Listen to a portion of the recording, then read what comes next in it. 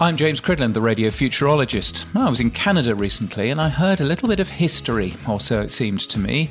Canadian radio executives were still openly banging the drum for FM chips in mobile phones, an argument I thought was long since dead. And I think it's time to stop deluding ourselves about the FM chip in phones. As devices, mobile phones already significantly underperform when it comes to live linear radio, whether streamed or delivered via FM. If you look at Rajar's Midas survey, for example, that shows live radio accounting for less than 20% of all audio consumed on a phone. It's the most interactive device we own. It's always within arm's reach. So it's not the ideal device for listening to an unpersonalized live radio stream. It's also not a great user experience either. There are no logos, virtually no metadata when listening to FM radio, and in Canada, like the US and Australia, even RDS signals are exotic things in many markets.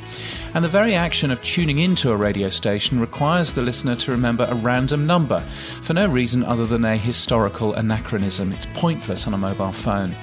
Radio is most important in times of emergency, the radio companies will claim.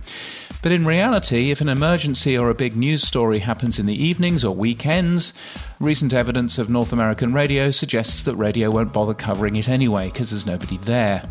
SMS and app alerts are far more effective at communicating immediate peril, like weather events or fire. So if radio had a part to play here once, it doesn't anymore. Now, the aftermath from emergency, as a community starts pulling things together, well, that's completely different, and that's where radio excels. But in any case, the technology is against an FM chip being installed in your mobile phone. The antenna used for FM or DAB+ reception in a mobile phone is the headphone cable, something that now no longer exists in Apple phones or high-end Google phones which use Bluetooth. Bluetooth headphones don't work very well with electronic measurements too, because you can't plug them into your PPM.